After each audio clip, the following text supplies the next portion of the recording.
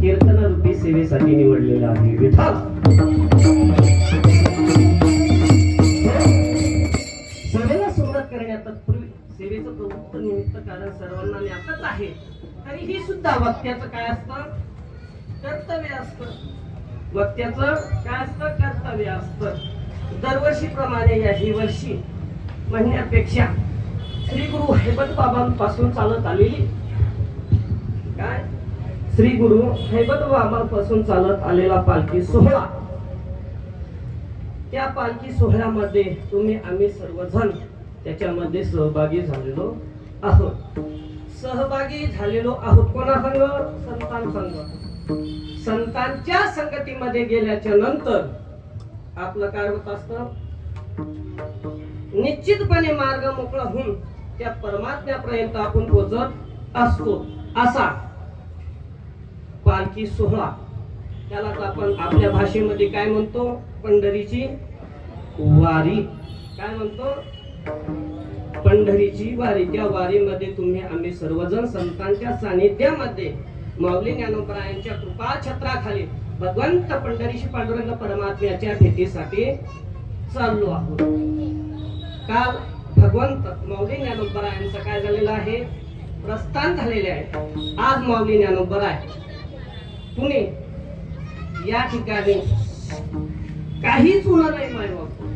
काय पुणे इथं काहीच उन्हा नाही, अशा ठिकाणी माऊली ज्ञानोबरायांचा पहिला मुक्काम आहे. आणि पहिला मुक्काम कुठं आहे? पुण्यामध्ये भवानीपेठ या ठिकाणी माऊली ज्ञानोबरायांचा पहिला मुक्काम आहे. त्या माऊली ज्ञानोबरायांच्या पालखी सोहळ्यामध्ये खंडेराज बहुउद्देशीय वारकरी शिक्षण संस्था संचालित अनाथ आश्रम साबरा या दिंडीमध्ये आपण सहभागी झालेलो आहोत. आपला पहिला मुक्काम आहे पिंपरी गुरव या ठिकाणी आपला पहिला मुक्काम आहे. माऊली ज्ञानोबरायांचं काल प्रस्थान झालं आणि त्या निमित्ताने पहिल्या मुक्कामाच्या ठिकाणी पहिलीच कीर्तन रूपी सेवा माझ्यासारख्या पामराला आलेली आहे. ती सेवा सर्वांनी गोड करून घ्यावी अशी भगवत चरणी प्रार्थना करून तुम्हा माय बापाच्या चरणी प्रार्थना करतो आणि सेवेला सुरुवात करतो.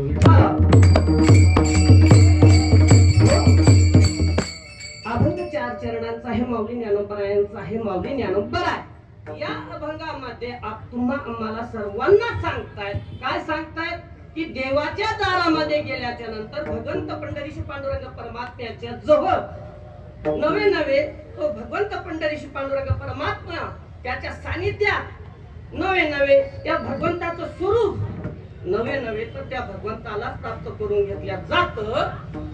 असं साधन माऊली ज्ञानोबराय या अभंगामध्ये तुम्हा आम्हाला सर्वांना सांगतात.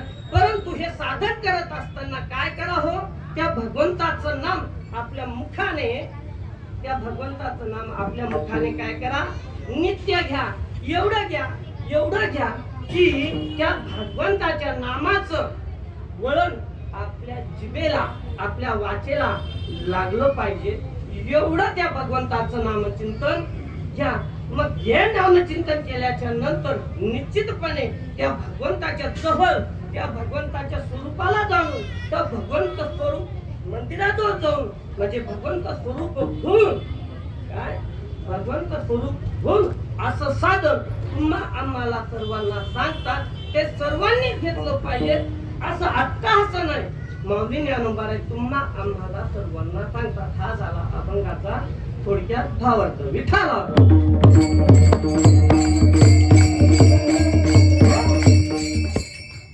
देवाच्या दारामध्ये उभा आहेच सांगितलं आपल्याला.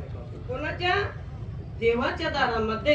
आणि देवाच्या दारामध्ये उभं राहायचं म्हटल्याच्या नंतर कुठंतरी सुरुवात केली पाहिजे. जसं आपण भगवंतांना भेटण्याकरता चाललो आहोत आणि काल आपली सुरुवात झालेली आहे. सुरुवात झालेली म्हणतो तुम्हाला सोपं वाटते का? आणखी नाव प्रस्थान झालं आहे. प्रस्थान शब्द सर्वांच्या पाठांतरात आहे. आता प्रस्थान म्हणजे काय? एवढं ऐकण्याकरता आपल्याला सोपं वाटतं हो. त्याने सहज म्हणतो माऊली ज्ञानोबरायांचं आज काय प्रस्थान आहे. जगद्गुरु तुकोबरायांचं प्रस्थान आहे. प्रस्थानचा सुरुवात माय बाप हो. खरी सुरुवात जर कुठून होत असेल तर ह्या अधिकार फक्त विदर्भाला प्राप्त झालेला आहे बरं का. कुठं प्राप्त झालेला आहे. कोणतंही कार्य करायचं असेल तर निर्विघ्नपणे पार पाडण्याकरता गणानं सुरुवात झाली पाहिजे. कशाने? गणाने म्हणजे गणपतीच्या नावाने, म्हणजे गणपत जे मंगल आहे त्याने सुरुवात झाली पाहिजे. त्या गणाने सुरुवात होते मायबापू. तसं असा मान आपल्या विदर्भाला प्राप्त झालेला आहे. कसा झाला हो? सुरुवात प्रस्थानची जर का कुठून होत असेल तर समर्थ सद्गुरू श्री गजानन महाराज, काय समर्थ सद्गुरू श्री गजानन महाराज यांचं पहिल्यांदा मान आहे. तो म्हणजे पहिलं प्रस्थान सद्गुरू गजानन महाराजांचं होतं. विठाला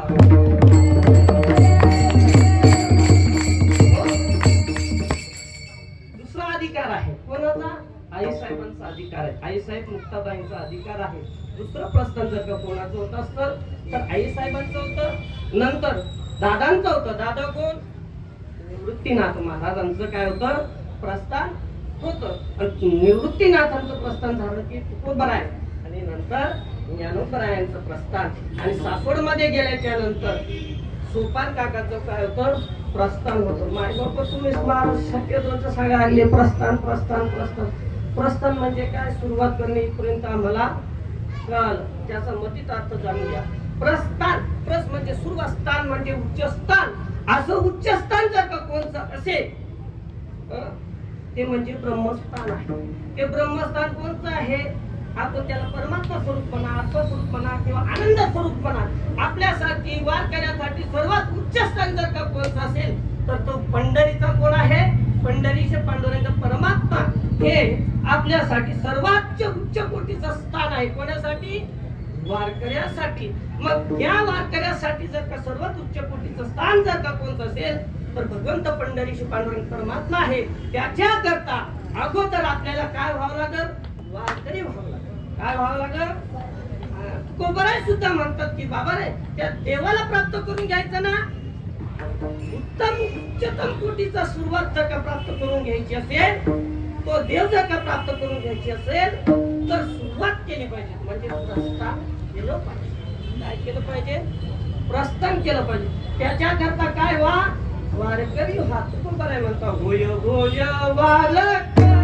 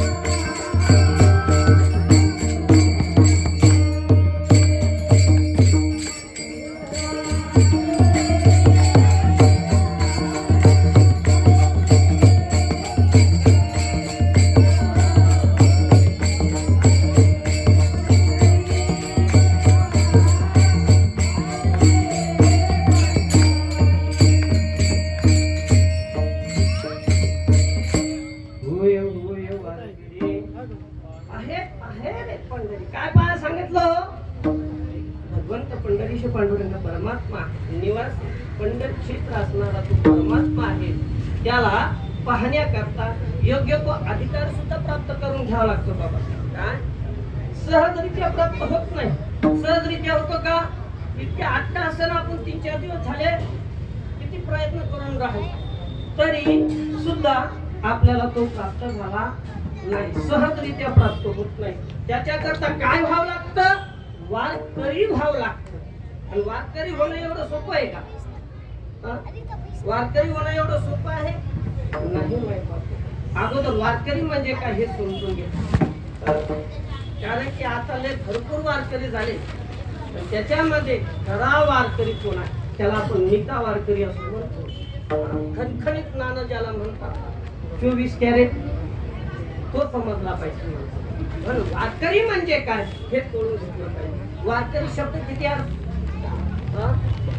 4 अक्षर आहेत बरं का. वारकरी त्याचं डिवायडेशन करा म्हणजे वेगवेगळं करा. वारकरी काय वार करी.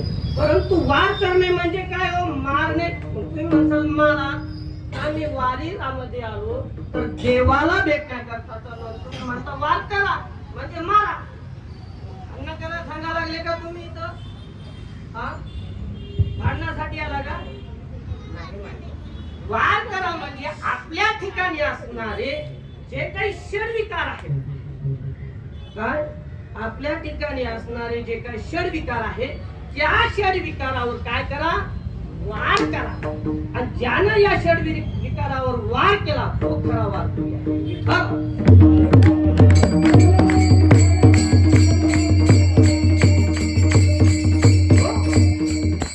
आलं लक्षात? तो खरा वार करूया. आता मला सांगा, आता षडविकार म्हणजे काय हे अगोदर समजून. तुम्ही म्हणसाल महाराज आमच्याजवळ आहेत का नाही हे सुद्धा आम्हाला माहित नाही. याच्याकरता हे जाणून घेतलं पाहिजे. षडविकार म्हणजे, षड म्हणजे 6 विकार. कोणकोणते? काम, क्रोध, लोभ, मोह, मत्सर आणि अहंकार. हे मनुष्याच्या ठिकाणी आहे. आतून आहेत का बाहेरून आहेत? हा, आतून आहेत का बाहेरून आहेत? आतून आहेत का बाहेर?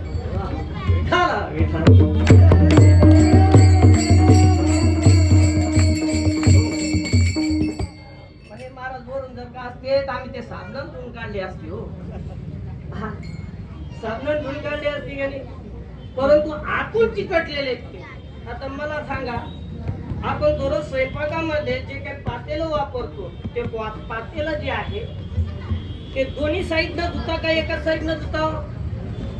हा, हे काय म्हणतोय लक्षात येतं तुमच्या? दोन्ही साईडनं धुता ना?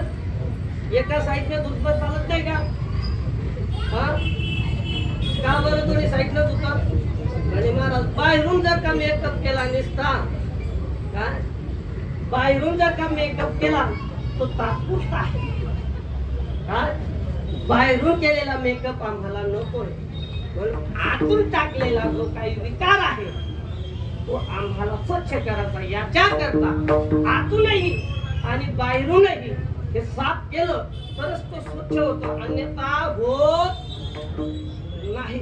महाराज आम्हाला कळलं दोन्ही साईडनं साफ करावं लागते, इथपर्यंत आम्हाला कळलं. मग त्याच्या करता कोणची निरमा वापरावं लागते? याच्या करता कोणची घासणी लागते? आता आम्हाला घासण्याचं माहितीये, निर्माही सुद्धा माहितीये, आता साधनही माहितीये.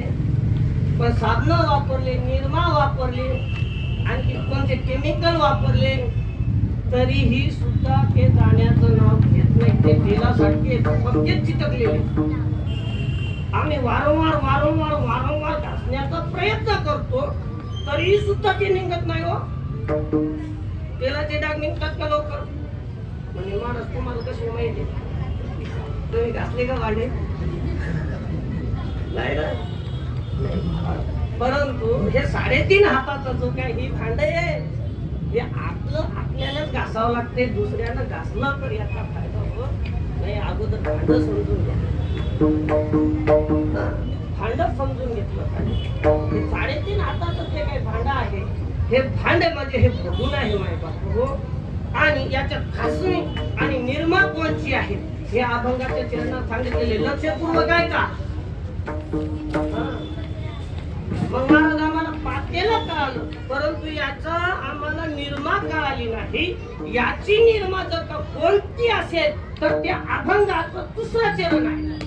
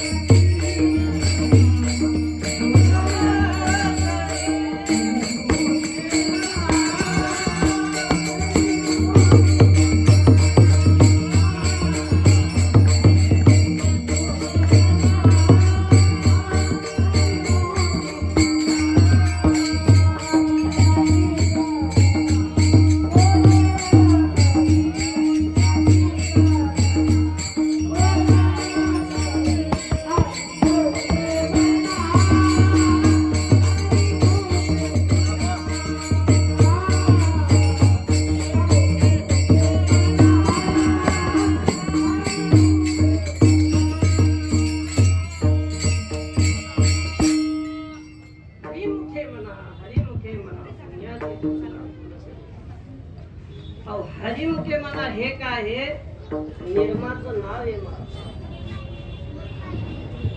म्हणजे मला निर्मळचं नाव तर आतापर्यंत आम्ही वीज ऐकलं, घडी ऐकलं आणि नवीन कंपनीतून आणलं हे निर्मेचं सुद्धा नाव आहे. परंतु या निर्मेला कळण्याकरता अवधीची पलीकडची रेंज लागते.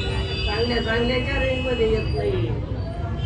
त्याला फायद्याच्या पलीकडलं लागतं. त्याला तालमीतच लागते. मला वारकरी धोरणातच लागतात. तेव्हा ही निर्मा करते. तोपर्यंत निर्मा करत नाही. अगोदर भांड कळालं का तुम्हाला? भांड कळालं का?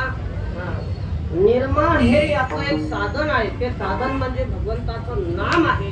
आणि ते भगवंताचं नाम एवढं घ्या, एवढं घ्या. किती घ्या? पुण्याची गणना कोण करी एवढं मस्त.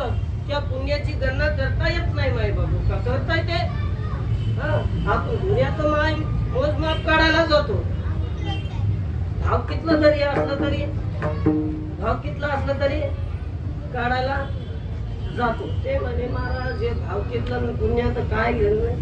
ते म्हणे हे तुम्हाला दृष्टांत सांगितलं, याच्या मागचा सिद्धांत आहे का? ते म्हणे महाराज मी वाऱ्या एवढ्या केल्या, एवढ्या केल्या, एवढ्या वाऱ्या केल्या आणि एवढ्या वाऱ्या करून सुद्धा माझ्या पदरामध्ये जर का हे पडत असो मग त्या वाऱ्या करून काय फायदा आहे? आता मला सांगा. दुसऱ्याच्या धुळत करणे आहे का नाही? याच्यातून कोणता विकार जागृत होतो? कोणता विकार जागृत होतो? अहंकार निर्माण होतो.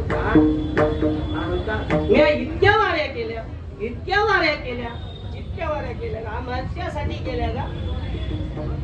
आमच्यासाठी केल्या का? मी माझ्या पद्धत तुम्हाला सांगणार नाही.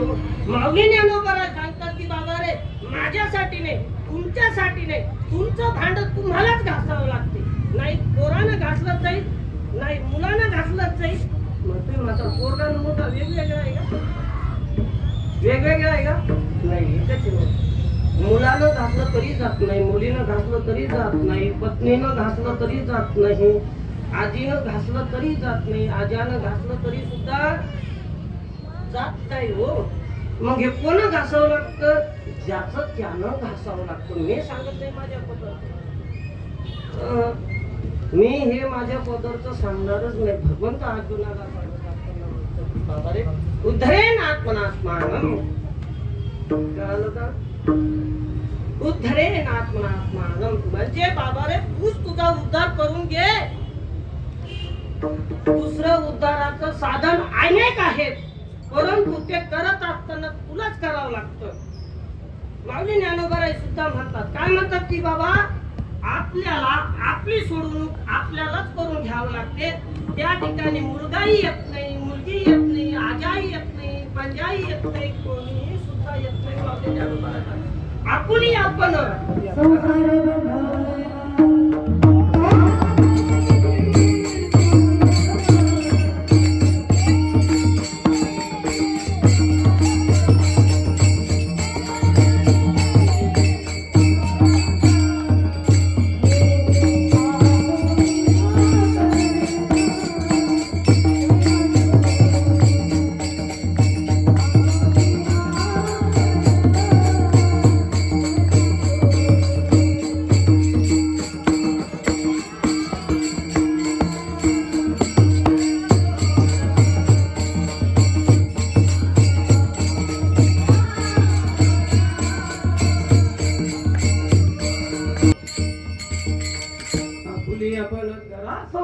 कशातून? संसार बंधन सोडा.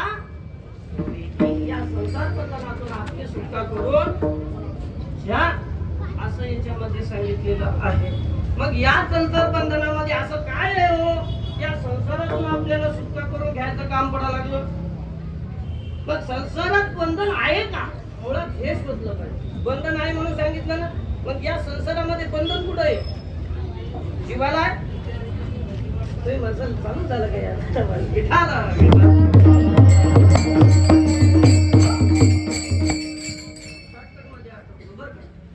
जीवाला आहे का?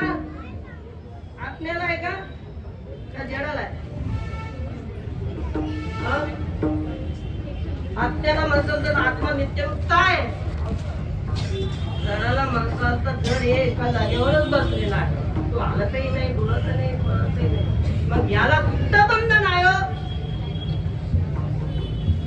हा प्रत्येकाला प्रश्न पडतो का नाही?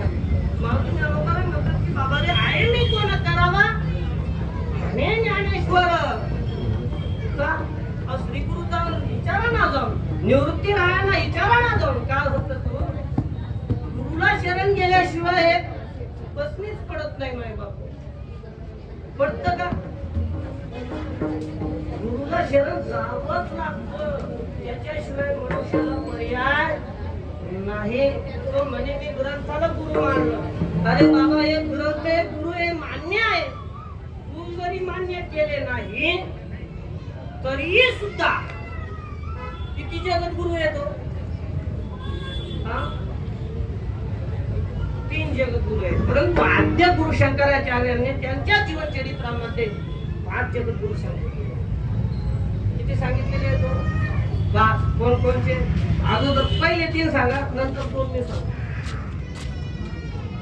जगद्गुरु तुकोबार आहे, नंतर आद्य गुरु शंकराचार्य, आणि तिसरे भगवान कृष्ण परमात्मा. हे झाले 3. परंतु युग किती? तो युग किती आहेत? 4 युगे, कृत, त्रेता, द्वापार आणि कली. या कलियुगातच 2 जगद्गुरु आहेत. एक द्वापार युगातले सांगितले आणि बाकीच्या युगातले कुठे गेले?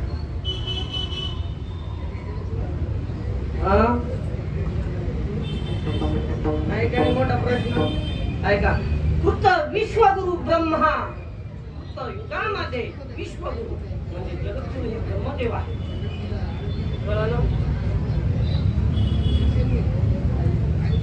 त्रेतायुगामध्ये ऋषी सप्तम म्हणजे 7 हे वशिष्ठ ऋषी. हे कोण आहेत? जगद्गुरु आहे. नंतरचे हे 3 लावून टाका, हे तुम्हाला माहितच आहे.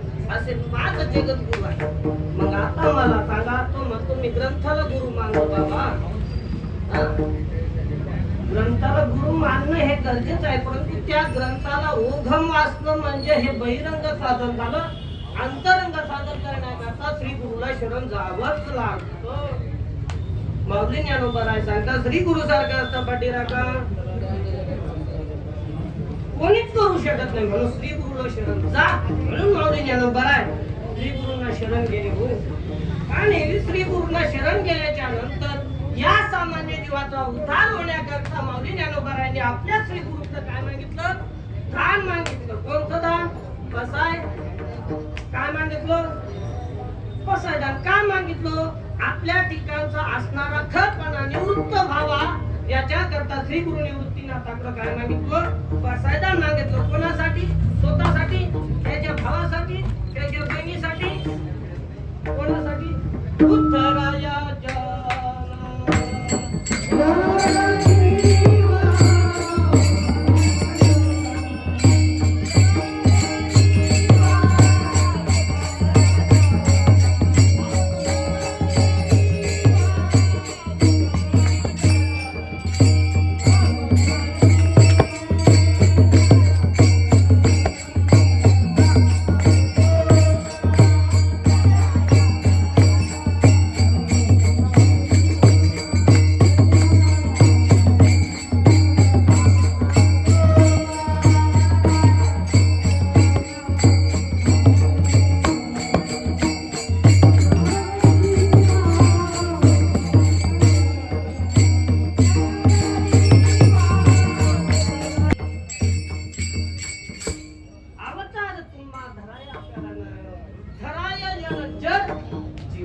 जीवाचा उद्धार करण्याकरता माऊली ज्ञानोबारायांनी किंवा सकल संतांनी अवतार घेतला. कशा करती?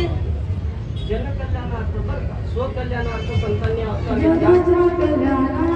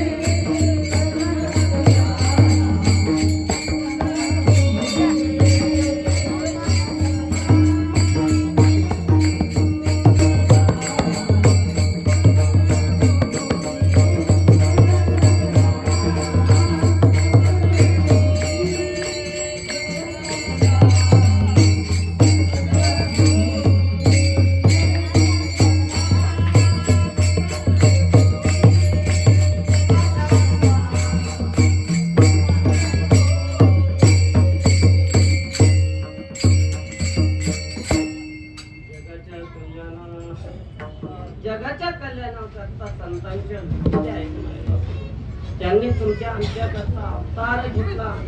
त्यांनी नाही तुमच्या आमच्याकरता पूर्ण आयुष्य कशामध्ये काढू, दुःखामध्ये काढू. कशाकरता? सामान्य जीवासाठी. मग सामान्य जीवानं काय केलं पाहिजे? संतांनी सांगितलेला जो काही मार्ग आहे पण मार्गाचा अंगीकार केला पाहिजे, त्या मार्गाने गेलो पाहिजे. परंतु जीव एवढा मोठा भारी आहे, ते कोणाचंच ऐकत नाही.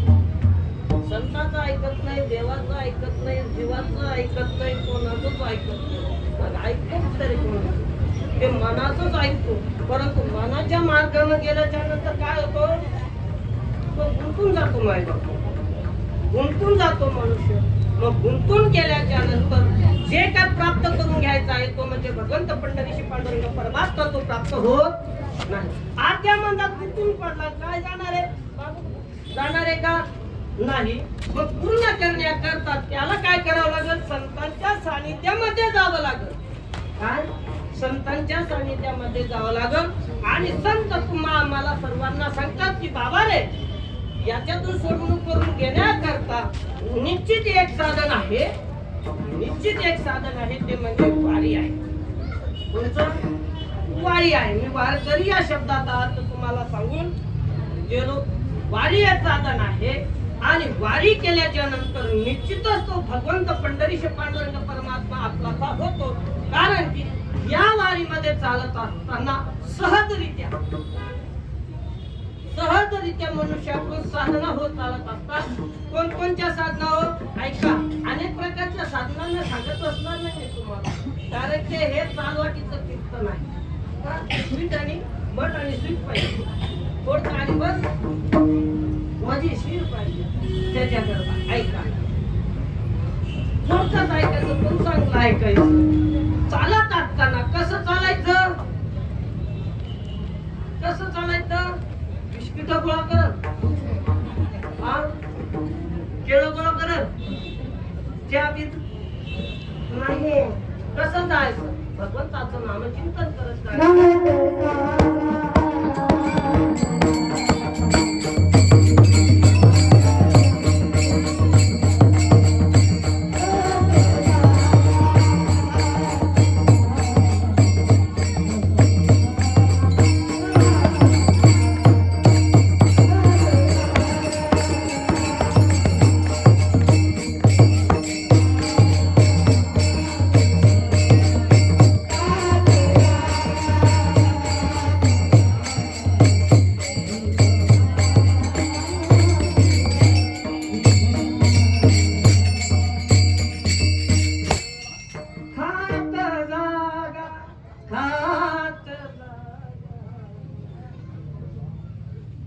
बरोबर आहे का? खात जागा, गात जागा. गात जागा काय? गात जागा भगवंताचं नामचिंतन करत जा. गात जा बाबा हो. भजन म्हटलं पाहिजे, नामचिंतन केलं पाहिजे. आमचे महाराज सकाळपासून सांगत चालले, 2च्या लाईनीत चला, 4च्या लाईनीत चला. नाही आम्ही 25 लाईन काढली तरी 25 लाईन काढली. म्हणून काय सांगितलं तुकोबारायानं? याला वारी म्हणता येत नाही. गात जागा, गात जागा. गात केल्याच्या नंतर काय मागावं?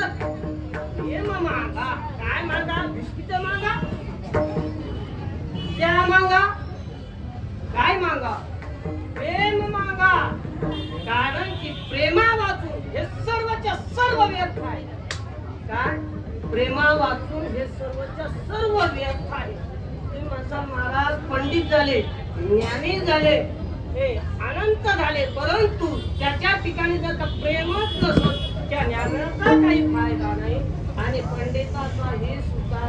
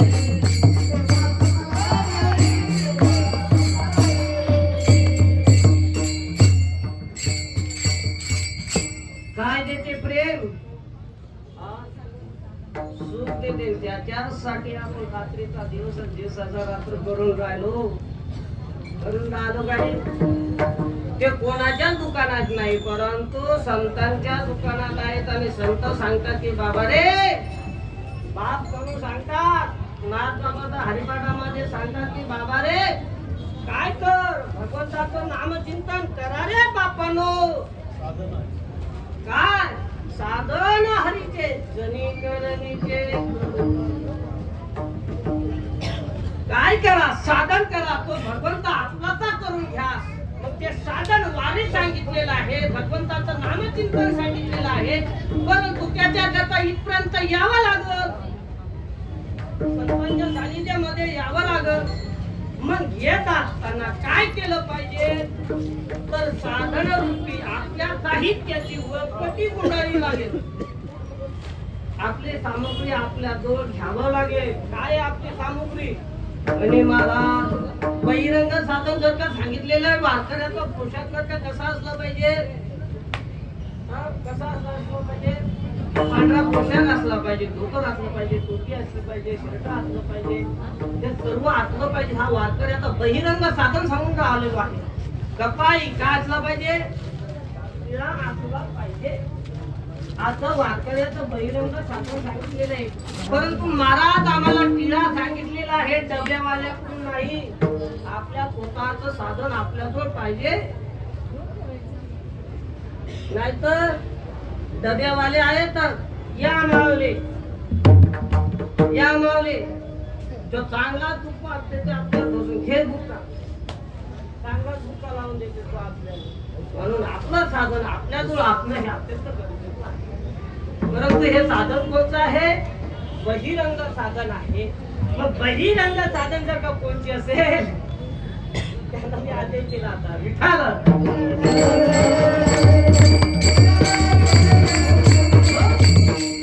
बहिरंग साधन सांगितलेलं आहे. ते म्हणजे आपण आपलं बहिरंग साधन सुधरून घेतलं पाहिजे, वारकरी नित्यनेमात चाललं पाहिजे.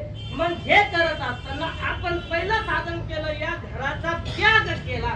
कोण घराचा त्याग केला, लवकर सांगा, आपल्याकडे टाइम नाही. दिनातून किती जणांना घरी फोन लावला बरं, सोयाबीन आली का, पाणी पडलं का, निन्न झाले का, ते म्हणे वाहून गेली, डबल पेरावं लागते, तू काळजी करू नको, तू वारी कर. ते म्हणे डबल पेरावं लागते, अरे बापू, त्याच्या अजिबात वारी, त्याला सोयाबीनच दिसते, फक्त सोयाबीन पेरायला जाते का वारी करत जाते.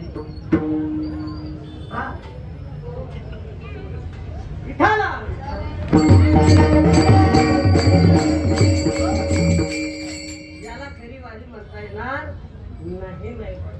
म्हणून आपल्या स्वशरीरानं आपण घरादाराचा त्याग करायचा. त्याग याला अध्यात्म भाषेमध्ये वैराग्य असं म्हणतात. ते वैराग्य मनुष्याच्या ठिकाणी तीव्र असलं पाहिजे. मलिन वैराग्य नको, त्याला स्मशान वैराग्य असं म्हणतात. नाही तर स्मशानात पिढ्या फुकोस्तर वैराग्य प्राप्त होते माणसाला. तो लय चांगला होता, बाहेर गेल्यावर काय झालं होतं त्याचं केलं ते. हे स्मशान वैराग्य नको, तीव्र वैराग्य असलं पाहिजे. आणि तीव्र वैराग्याची वरकटी जर का बांधली आणि संतांच्या सानिध्यात गेला आणि संतांच्या सानिध्यामध्ये जाऊन जर का पायानं म्हणतो मी, पायानं सतत माऊली ज्ञानोबरायांच्या वारीमध्ये जर का चालत राहिला, त्याच्यामध्ये एक साधन घडतं, ते म्हणजे कायिक. कायिक म्हणजे काय, काया म्हणजे शरीर. आता मला सांगा, सकाळपासून जे खरंच पायी चाललेले त्याचे पाय का उठुले देत असतील का, उठुले करत असतील का? ते म्हणतात झेंडूबाम कुठे, याचं कीर्तन कधी होते, झेंडूबाम पाहू दे, नाही तर गोळी पाहू दे, काय काय त्याचे पाय काय म्हणत असतील, उठुले करत असतील. म्हणजे माय बापू, सकाळपासून तर संध्याकाळपर्यंत आपल्या शरीराने, कायिक म्हणजे शरीराने चालत चालत त्या भगवंताचं नामचिंतन आपल्या मुखामध्ये घडतो. म्हणजे हे कायिक साधन. वाचिक साधन, वाचेनं त्या भगवंताचं नामचिंतन करतो. म्हणजे काय झालं, कायिकही झालं, वाचिकही झालं आणि मनाने जर का निंदायला गेल्या तर काही करूनही फायदा नाही, वाचिक करूनही सुद्धा नाही, मनानही सुद्धा.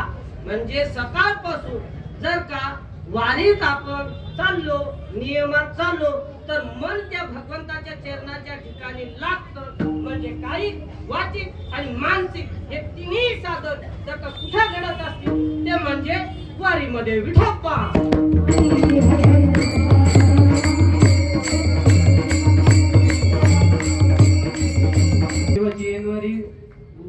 घरी तेनी मुक्तीचारी साधी येल्या, हरिमुखे मना हरिमुखे मना, पुण्याची गणना कोण करी. जाता जाता तुम्हाला सांगून जातो बाबा, या वारीमध्ये आल्याच्या नंतर काही गोष्टी मानसिक जर का साधना करून जर का घ्यायची असेल तर नित्य नियमाने वारीत चला. आणि वारी करत असताना हे लोकांचं हे म्हणून करू नका. मी अगोदर सांगितलं तुम्हाला, आपलं हे म्हणून करा. लोकांचं म्हणून जर का करसाल ना तुमच्या पत्रामध्ये काहीच पडणार नाही. आपलं म्हणून करा. नाही तर महाराज आपलं म्हणून आम्ही तर भिशी देऊन टाकली, मग आपलं म्हणायची काय गरज आहे? हाय सहदेव महाराजाची. मग सहदेव महाराज तुम्हाला या बंधनातून सोडवणार आहे का? सोडवणार आहे का? मग आपल्याला आपली वारी करायची आहे जर का असेल तर आपण व्यवस्था नाही पाहायची, आपली अवस्था दुरुस्त करायची. नाहीतर म्हणे महाराज याचा बी टाइम झाला आता. म्हणून व्यवस्था न पाहता हाय त्या परिस्थितीमध्ये साधन करून त्या भगवंत पंढरीशी परमात्म्याची काय करा, प्राप्ती करून घ्या. भगवंताचं नामचिंतन करा. जाता जाता तुम्हाला एवढं सांगून जातो माय बाप हो, हे जर का एवढे विद्यार्थी दिसत आहेत ना आपल्याला, कसे दिसतात हो? पहा बरं त्यांचे चेहरे, सकाळपासून चालून राहिले ते, पहा बरं कसे दिसतात. टमाट्यासारखे दिसतात का हे पहा बरं किती लाजर दिसते. सकाळपासून पाय चालला करतो भगवान गुरुजी म्हणे तुम्हीच तर पाहिलं म्हणजे सकाळपासून विचार घेऊ नको. तरी पहा कसं तेज आहे महाराज चेहऱ्यावर. हे कशाचं तेज आहे? साधनेचं, वारीचं तेज आहे. कशाचं? वारीचं तेज आहे, हे साधनेचं तेज आहे. हे आपल्याला पाहायला कुठं मिळतं? वारीतच मिळतं, दुसऱ्या ठिकाणी. मग त्याच्याकरता वारीमध्ये या. हे जे काही मुलं आपल्याला तुम्हाला दिसतात ना माय बाप हो, हे खंडेराज बोरदेशी वारकरी शिक्षण संस्था संचालित अनाथ आश्रम, काय अनाथ आश्रम साबरा या ठिकाणी आहे. हे सर्व विद्यार्थी त्या ठिकाणी काय घेतात? वारकरी शिक्षणासहित शिक्षण घेतात. कोणतं शिक्षण? आध्यात्मिक शिक्षण तर घेतात, पण शालेय शिक्षण सुद्धा घेतात. तुम्ही म्हणसाल महाराज याला अनाथ शब्द लागलेला आहे. आता मला सांगा, अनाथ हा शब्द किती नाथ येतो? किती आश्रम आहेत सांगितलेले आहेत? शास्त्राने आता धावतं चिंतन करत जातो. 4 आश्रम सांगितलेले आहेत. त्याच्या व्यतिरिक्त तुम्ही आम्ही सर्व जणांनी एवढा गुण माणूस आहे, याच्या व्यतिरिक्त 2 आश्रम केले या ना, एवढा चांगला आहे. कोणता? एक अनाथ आश्रम. कोणा केला? कोणा केला? यानच केला ना. आणि दुसरा वृद्ध आश्रम कोणा केला? मग याला कारणीभूत कोण आहे?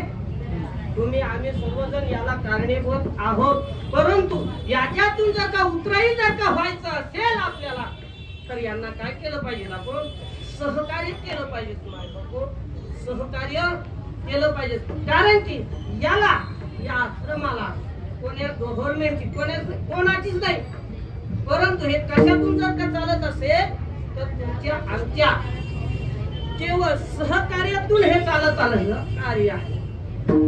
कोणी एकट्याचं नाही, कोणी याला मालक नाही. परंतु तुम्ही म्हणसाल महाराज याला मालक नाही, मग चालतंय कोणाच्या भरोशावर? तर हे संतांच्या भरोशावर, तुमच्या भरोशावर चालतो नाही बाबा. हे अनाथ आहेत. एकंदरीत सगळे विद्यार्थी किती आहेत? 75 विद्यार्थी आहेत. त्याच्यातले 35 विद्यार्थी अनाथ आहेत. आता या जगतामध्ये अनाथ कोणीच नाही. कोणी काका असते, कोणी चुलता असते, मामा असते, मामी असते. ते कवा जागे होत नाही, परंतु एका टायमाला जागे होतात. एखाद्या मुलीचं लग्न करायला नाही का बाई, आणि तिचं जर का लग्न करायला गेलो ना, मग मामा जागा होतो, मग काका जागा होतो, मग आत्या जागा होती. मग इतक्या दिवस मामा कुठं गेला होता, इतक्या दिवस काका कुठं गेले होते, इतक्या दिवस आत्या कुठं गेली होती. आहे का नाही मोठी आश्चर्याची गोष्ट. यावेळेस जर का आपल्याला काका मामा आत्या जर का वाटत असते, आठवत असतील, तर याच्या अगोदर हे कुठं गेले होते. विचार करण्याची गोष्ट आहे का नाही, कुठं गेले होते. म्हणून सांगतो माय बापू, हे सर्वच्या सर्व कार्य जर का कोणी याला सहकार्य करत नाही, हे तुमच्या आमच्या सहकार्यातून हे घडत चाललेलं आहे. हे घडत असताना याच्यामध्ये या विद्यार्थ्यांसाठी यांनी एवढे सायस केले, एवढे कष्ट घेतले माय बापू. कारण की निसर्ग हा आपला हातात आहे का, आहे का. तो आध्यात्मिक ताप, आधी भौतिक ताप आणि आधी दैविक तापाने असा तापलेला आहे, लालबुंद झालेला आहे. आणि लालबुंद झाल्यामुळं त्या प्रखरतेमुळं हे सर्व विद्यार्थ्याचं जे काही छत्र आहे माय बापू हो, हे उद्ध्वस्त झालेलं आहे. सोशल मीडियाच्या द्वारे तुम्ही जर का महाराजचा नंबर तुमच्याकडे असेल तर हे तुम्हाला दिसलं असेल. कारण की निसर्ग हा आपल्या हातचा नाही. जे काही छत उभं केलं होतं या अनाथ विद्यार्थ्यांसाठी, ते संपूर्ण अतिवृष्टीमुळे ते संपूर्ण उद्ध्वस्त झालेलं, उद्ध्वस्त झालं. त्याच्याकरता या अनाथ लेकरांनी जर का कोणासमोर हात पसरावा तर त्या अनाथ म्हणून माऊली ज्ञानोबरायांकडे पाहिलं जातं. परंतु या सर्वांना मायबापू जर का कोणी विचार केला असेल तर अनाथाची माय म्हणून ओळखले जाणारे एक सिंधुताई सपकाळ. परंतु सिंधुताई सपकाळ या पोरांना माहित असेल याची काही गॅरंटी नाही. परंतु यांना जर काही विचारलं का रे तुमचा बाप कोण आहे, यांचा बाप कोण आहे, याची माय कोण आहे, जर का याच्या तोंडातून जर का उद्गार निघत असतील तर ते महाराज सहदेव महाराजांचं नाव निघते. कोणाचं नाव निघते, निघते का नाही, काऊन निघते हो. कुठंतरी त्यांनी या विद्यार्थ्यांसाठी पूर्ण नित्य सहदेव महाराज नाही, त्यांचं संपूर्ण कुटुंब याच्या सोबत झटत आहे. तुम्ही आम्ही सर्वजण पाहून राहिलेलो आहे, पाहून राहिलो का नाही. त्यांचे वडील असतील, आई असतील, ताई असतील, भाऊजी असतील, भाऊ असेल, सर्व संपूर्ण कुटुंब या विद्यार्थ्यांसाठी झटून राहिलेलं आहे. आणि त्या विद्यार्थ्यांकरता तुमच्या आमच्या सहकार्यातून मोठं आश्रमाचं बांधकाम चालू आहे.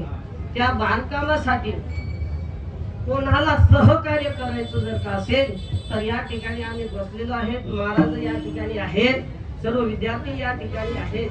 त्यांना फुल नाही पण फुलाची पकडी म्हणून काय केलं पाहिजे, सहकार्य करून त्याच्यामध्ये या कुटुंबामध्ये आपण सहभागी झालो पाहिजे.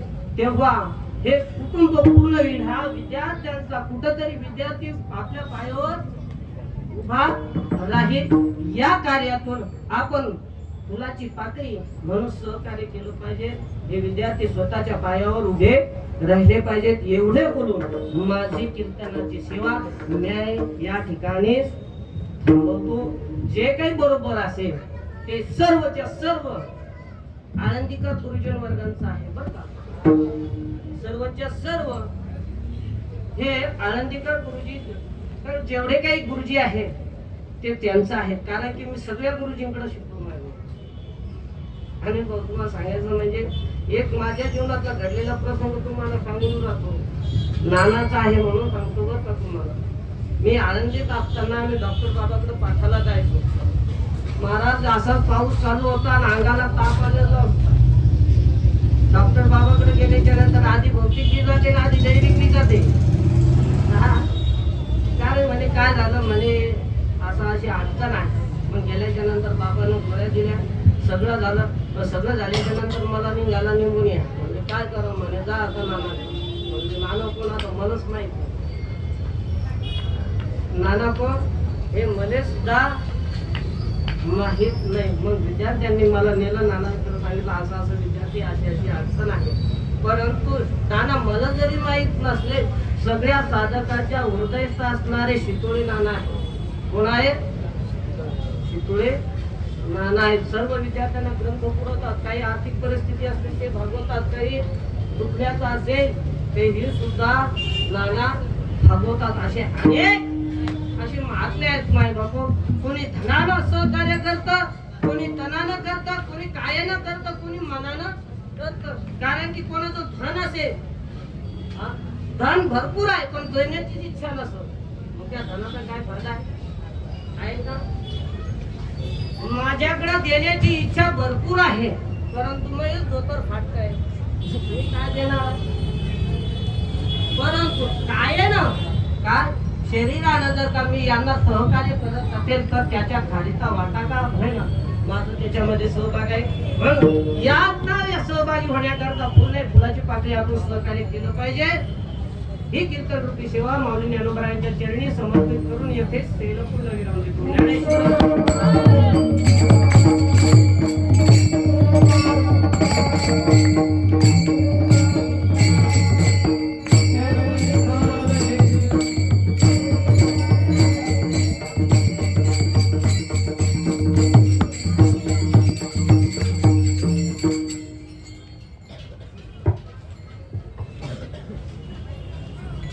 कैवल्य सम्राट चक्रवर्ती ज्ञानोबा पालखी सोहळा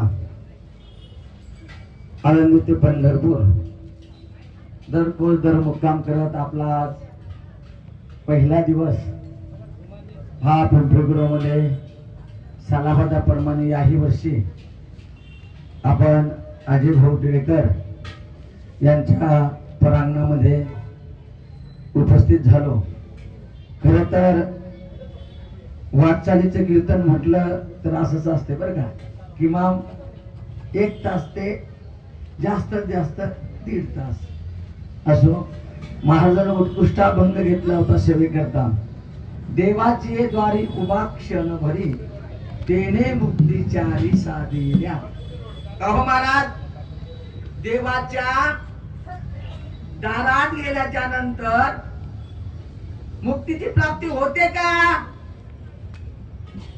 आमचे आजोबा आमची आजी सकाळी 7ला जाते देवळात तर संध्याकाळी 7ला येते, तरी पण मोक्षाची भेट नाही. देवळाच्या दारात आणि देवाच्या द्वारात, देवळाचं द्वार वेगळं आणि देवाचं द्वार वेगळं. महाराजांनी ते साधन पण सांगितलं, साध्य पण सांगितलं. आता मग काही कीर्तन काय पण बोलावं लागलं. मग का महाराज, खरोखर मोक्षाची गरज आहे का? कुठे लागतो मोक्ष? कशा सांगत खावा लागतो? कुठं उपलब्ध आहे? लग्न जुळवायला मोक्ष लागतो, मग घर संसारात मोक्ष लागतो. आता परवा दिंडी निघायला लागली. महाराजांनी सांगितलं, आमच्या महाराज सगळी तयारी झाली का?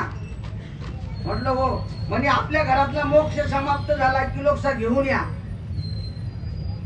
असं आहे का? काही गोष्टीची गरज आहे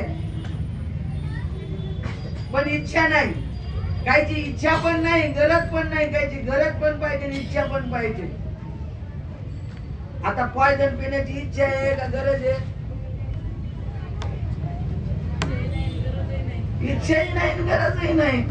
अन्न, वस्त्र, निवारा या 3 गोष्टीची गरज आहे. पण अन्न हे सात्विक असलं पाहिजे. निवारा कसाही असला तरी निवारा आहे बरं का. वस्त्र आता फॅशनच असलं पाहिजे, ही तुमची इच्छा आहे, गरज आहे का? नाही. निवारा बंगलाच पाहिजे, गरज आहे का इच्छा आहे? इच्छा आहे. पण यदा कदाचित बंगलाही बांधला तर त्या स्टाईलची फरशीच पाहिजे, गरज आहे का इच्छा आहे? इच्छा आहे.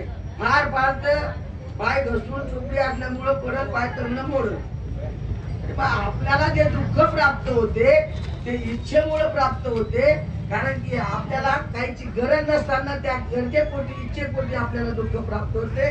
बोलायला बरेचसे काही आहे, पण मायबापू संत सज्जनो, आपण वारीला आलोत आणि वारीचे काही नियम असतात.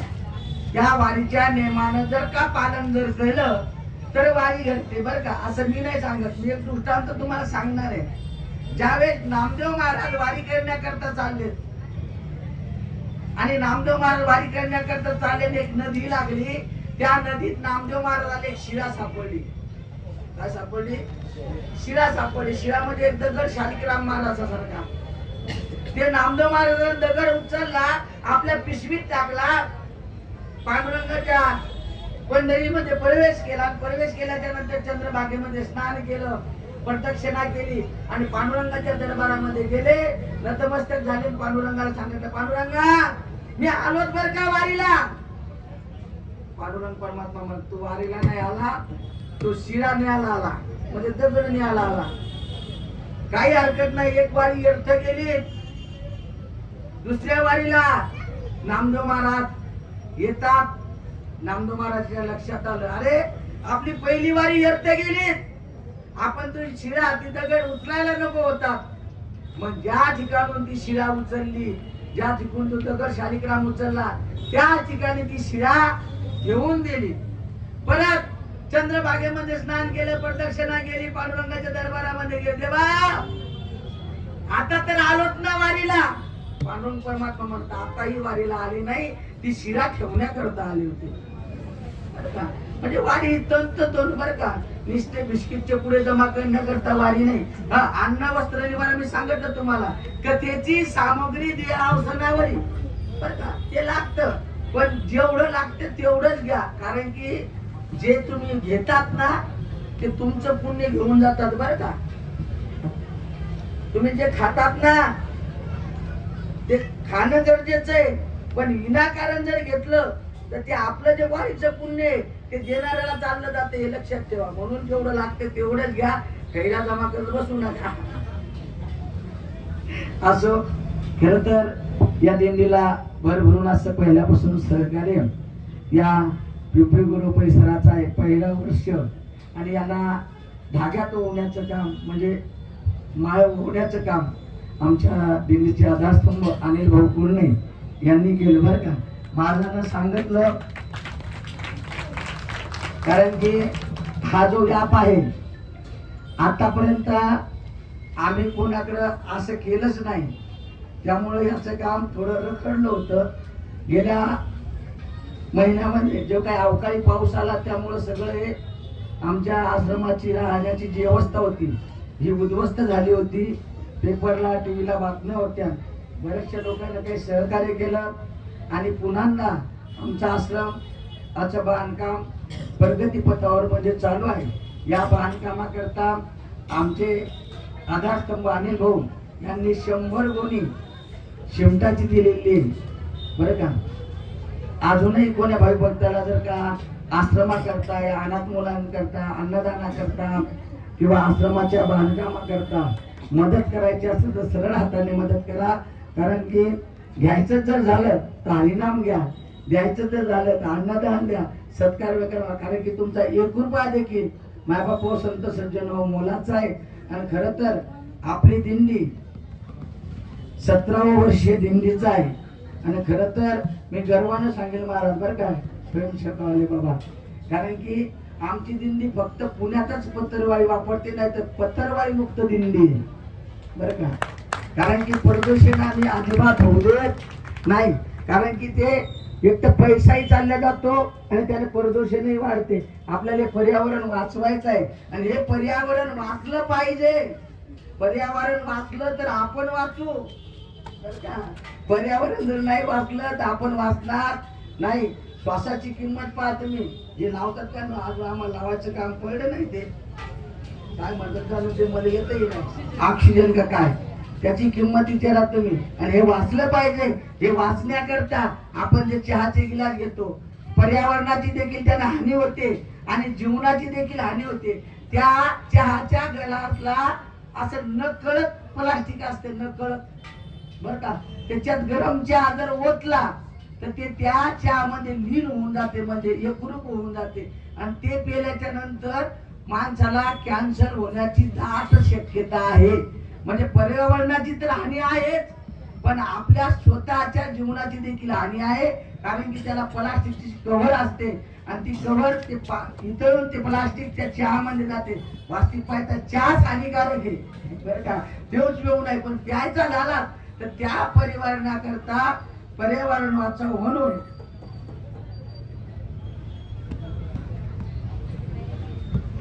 राष्ट्रीय स्वयंसेवक संघ पिंपळी गुरव यांच्या वतीने आपल्या 300 वारकऱ्याकरता स्टीलचे ग्लास त्याने चहा करता आणले आहेत बर का. आपला चहा दिंडीचा झाला, सेवाधारी मंडळी चहा झाला की त्यांना ते गिलास द्यायचे. चहा पिणं झाला की गिलास दोन तिथे कॅरेट ठेवल्या जाईल, तर परत त्या कॅरेट मध्ये टाकून द्यायचे. म्हणजे एक तर पर्यावरणही वाचल, स्वस्तही राहल. बरंचसं सहकार्य या राष्ट्रीय स्वयंसेवक संघाने केलं, त्याबद्दल आमच्या पायी दिंडी सोहळ्याच्या वतीने श्री खंडाराज आश्रमाच्या वतीने कोटी कोटी सर्व संघाला धन्यवाद. गुरुजी नारायण.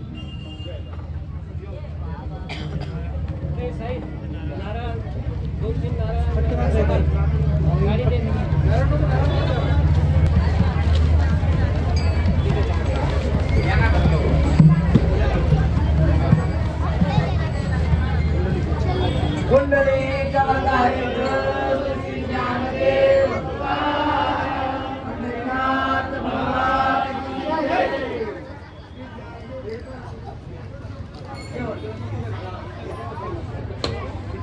प्रत्येक दिंडीने निर्णय घेतला पाहिजे.